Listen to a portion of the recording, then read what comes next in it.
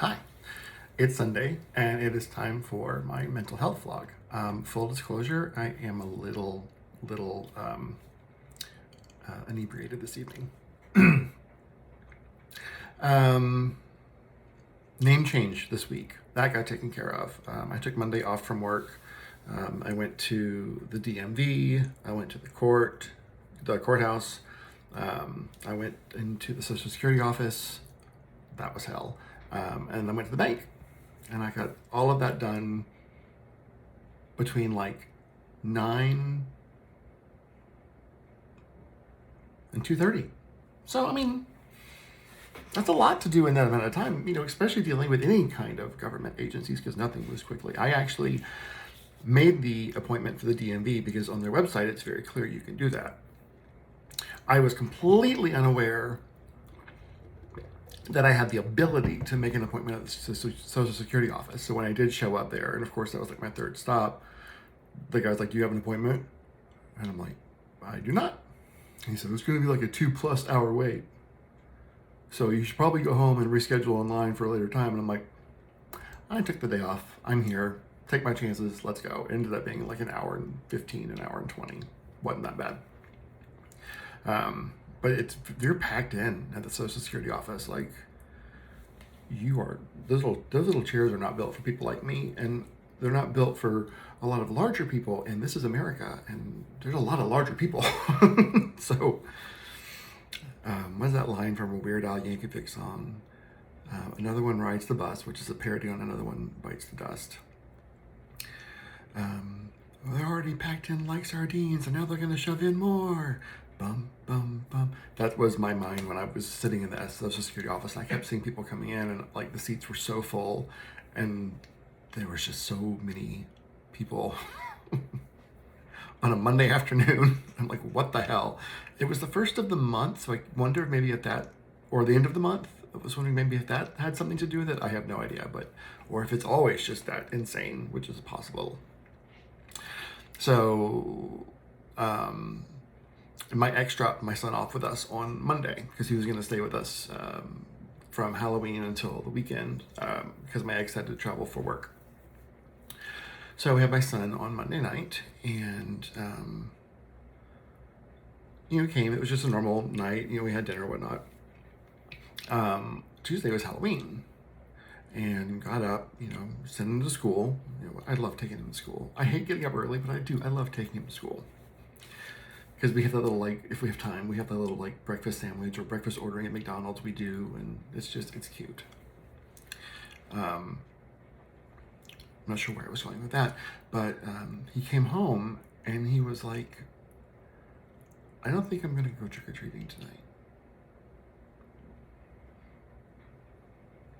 And he said, "I don't think I feel very well." And I'm like, "Well, I'm going to respect your decision, and it's your choice to make." I said, "But you do need to call Daddy because he bought the costume." So, but my first thought on that was, he just wants. He's maybe he really has outgrown it, which of course I was very upset about. I'm like, I wasn't ready for this to be the year that he didn't go trick-or-treating.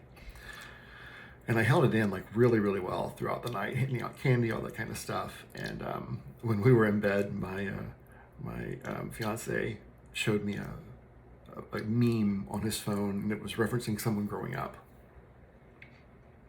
And that was like the straw that broke the camel's back, and I was crying. And he was like, "Bad timing." I'm like, "Bad timing." So when Wednesday morning came around and I went to wake him up, he really wasn't feeling well. Actually, he woke me up about 2 in the morning saying he wasn't feeling well. And took his temperature and Motrin, Tylenol, all that kind of good stuff.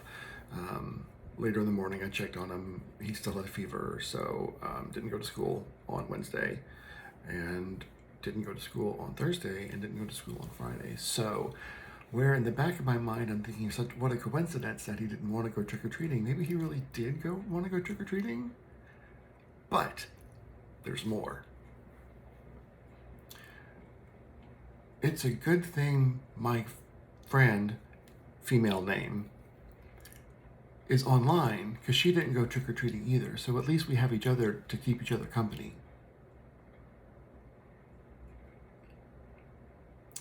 Mm-hmm. Okay. And they're friends. He's like, she's one of his best friends, and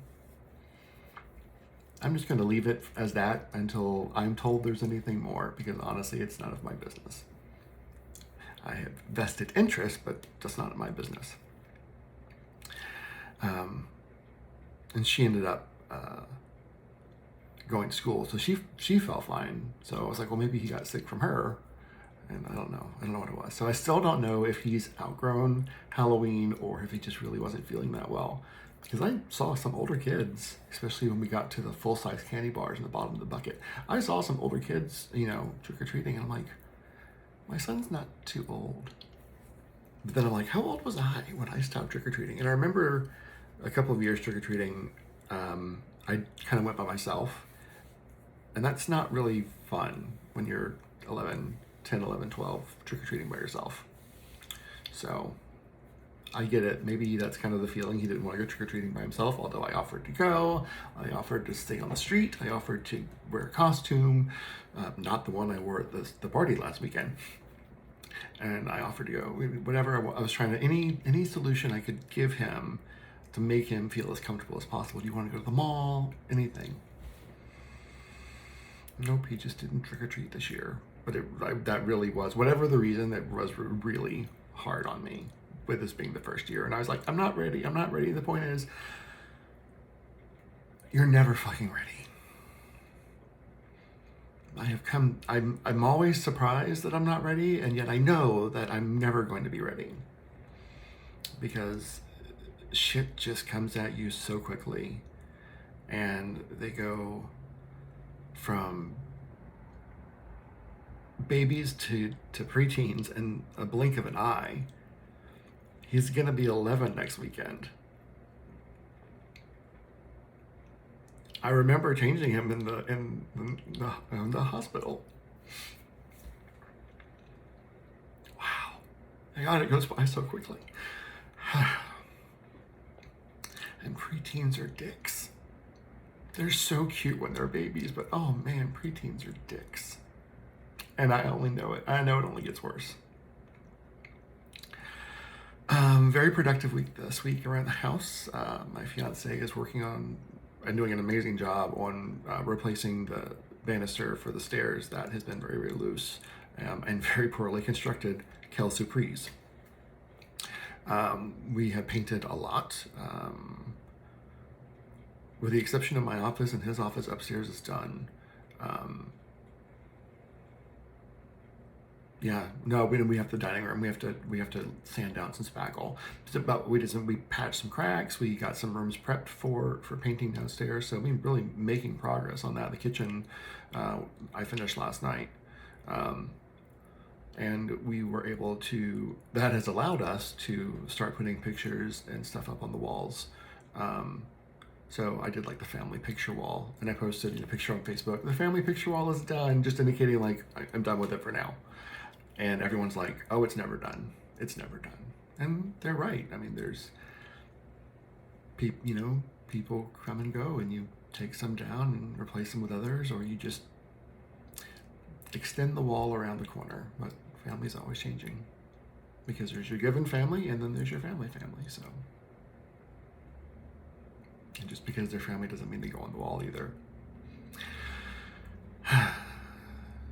But there was some really cool news I did not share last week that it skipped my mind. Is a while back I had someone contact me for some custom patches, and I do custom order stuff all the time. And I had done a couple designs. She's like, "Oh, can we do more? Can we do more?" And the order got quite large, and I was, it was definitely it was like a Johnny Depp theme. And it turns out she was putting them on a jacket, a camo jacket that she was making just for him. Cool.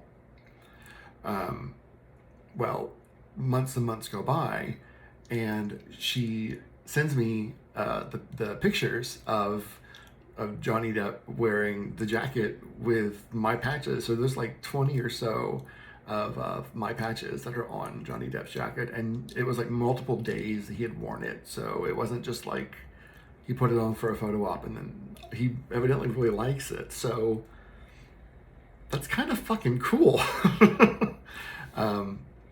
And I did post about it, and of course, having Johnny Depp, it's going to attract some people, and I've already had some people reach out for some custom orders, and my queue, where I was very much caught up, I am no longer very much caught up. I think I had a couple of large orders come in. I had about 18 to 20 patches ordered this weekend, so that's a lot of work. So that's absolutely paying off, or that paid off. So, and honestly, I enjoy the custom work more than I do the stuff I've already got out there, because it's the joy of doing something new and turning nothing to something for the first time.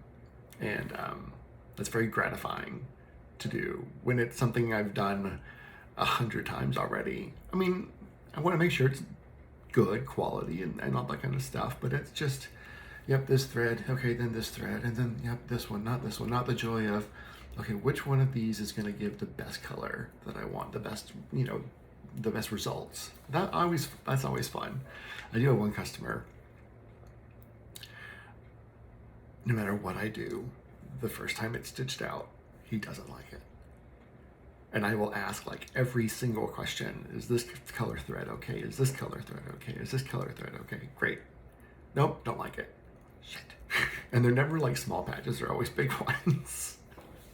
So, but anyway, I do enjoy the custom work.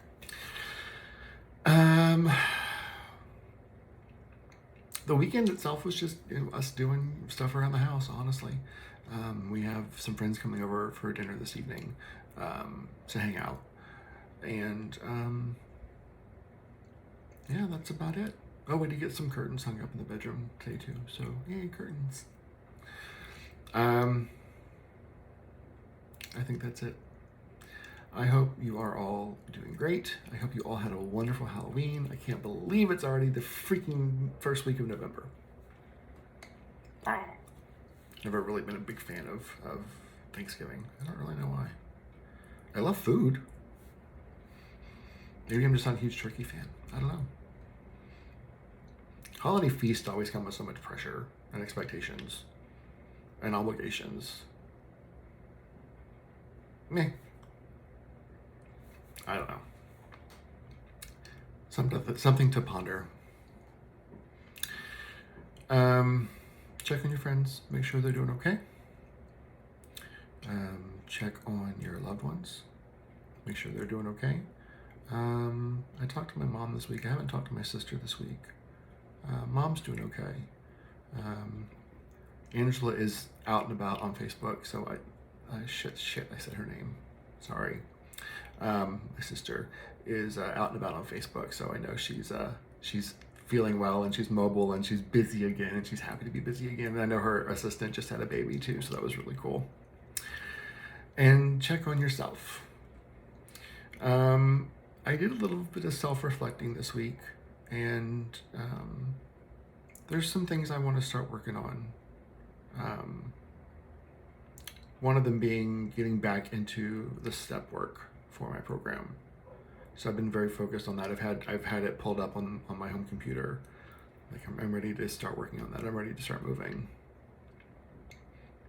So I need to, because as of this week, I have been in the program for 4 years. Nope, 5 years. 4 years. Yes. 4 years. So that's awesome. But I'm still on my, 5th step.